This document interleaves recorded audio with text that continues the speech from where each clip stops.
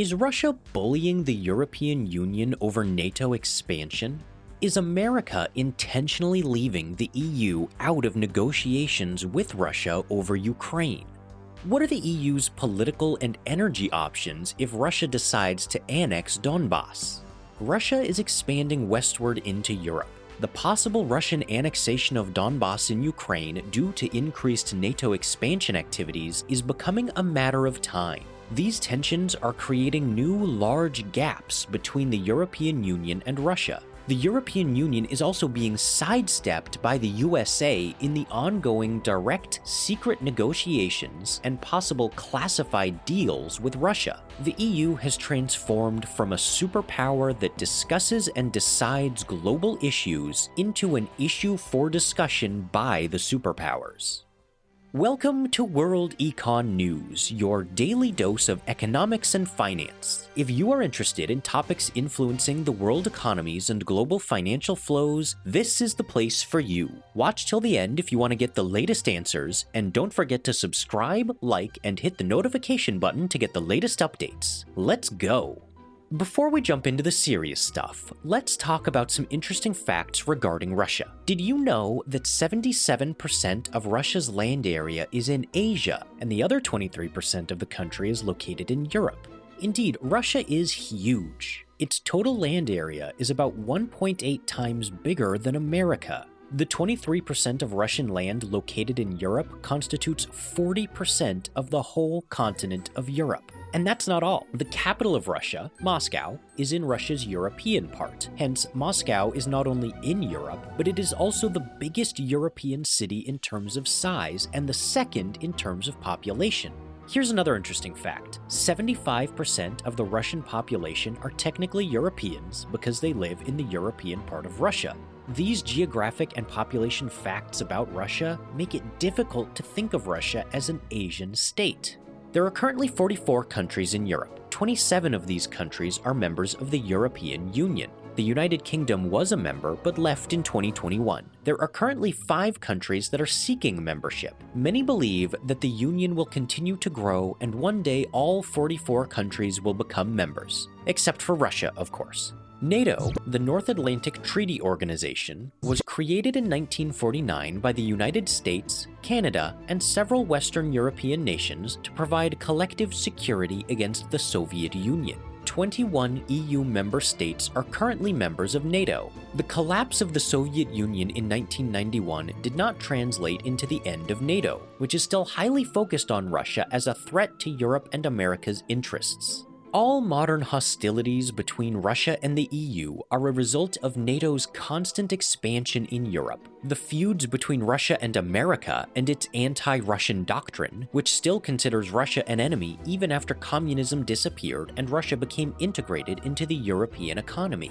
The European Union is currently Russia's biggest trade partner, accounting for 40% of the country's total trade in goods with the world in 2021. 38% of Russia's imports came from the EU, and 38% of its exports went to the EU. Russia is the origin of 27% of the EU's oil imports and 50% of the EU's gas imports. The economic relationship between Russia and the EU is extremely strong. The EU is heavily reliant on Russia as a source of energy and petrochemical products. In 2019, the EU's outward foreign direct investment, FDI, stock in Russia amounted to $420 billion.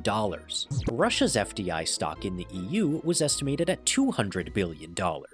Russia also plays a very crucial role in ensuring stability in Central Asian countries such as Kazakhstan, among others, where European investors have more than $500 billion of investments.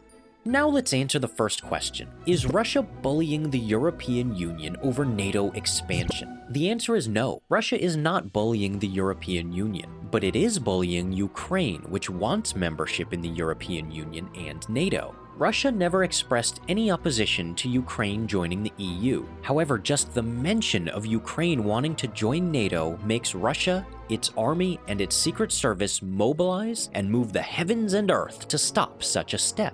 Why? I already mentioned earlier that NATO is a military alliance and considers Russia an enemy.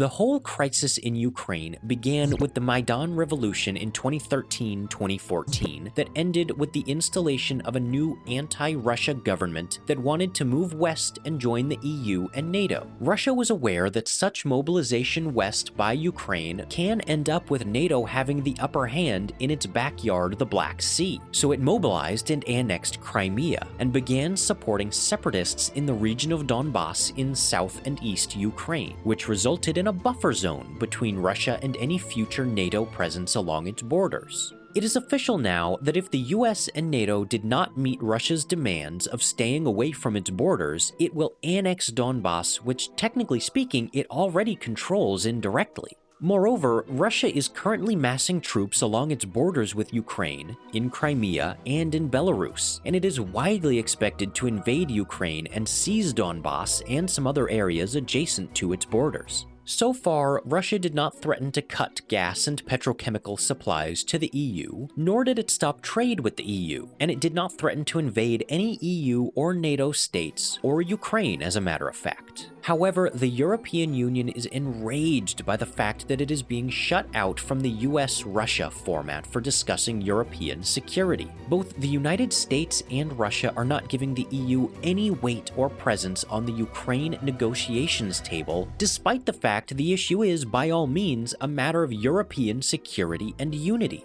The source of disagreements within the EU on the matter of Ukraine and Russia derives from the fact that any future sanctions on Russia can end up isolating the bloc, as Russia continues to shift its economic connectivity to the east. Historically speaking, the EU has exhausted the sanctions weapon, which is problematic when it is the only instrument in the diplomatic toolbox. Any wrong moves by the EU in case Russia did annex Donbas can result in a catastrophic economic and energy crisis in the EU, while the USA, Canada, and the UK would be spared from the fallout. The EU is not being bullied by Russia or America, rather it is sandwiched between a rock and a hard place.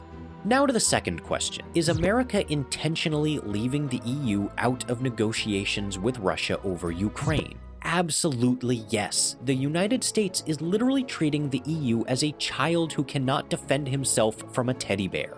The United States is aware of the increasing EU economic, trade, financial, and even cultural connection with Russia. A stronger EU-Russia relationship translates into a weaker America in Europe.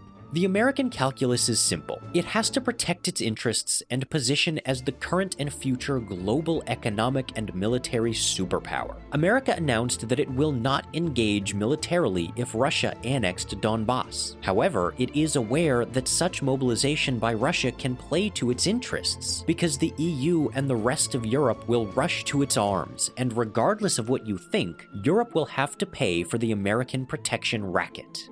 Just for your information, NATO also announced that it too will not intervene militarily if Russia annexed Donbas, because Ukraine is not a NATO member and does not fall under its jurisdiction and mandate. You may not like what I've just said, but this is exactly how things are in the realm of superpowers. It is a realm invested with behind-the-doors, complex, classified deals, in addition to trade deals and investments that are driven and mapped by politics, not profits. For example, the EU and other European states will start moving investments away from Russia and into the United States, Canada, and the UK. American gas and oil corporations and their subsidies would start rescuing the EU from its reliance on Russian gas by providing an alternative. And by the way, I've just answered the third question with that last sentence. What are the EU's political and energy options if Russia decided to annex Donbas? Yep.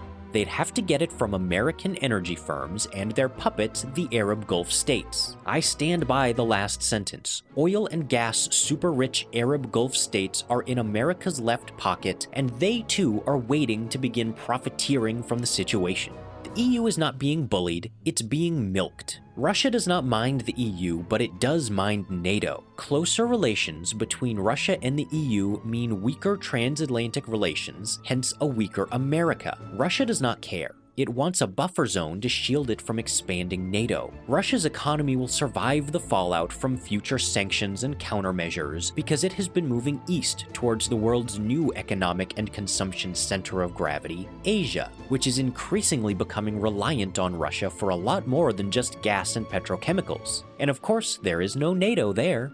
Would you like to learn more about what influences the world economies and global financial flows? Click on one of the videos that showed up on the left or go to our channel to find other interesting topics.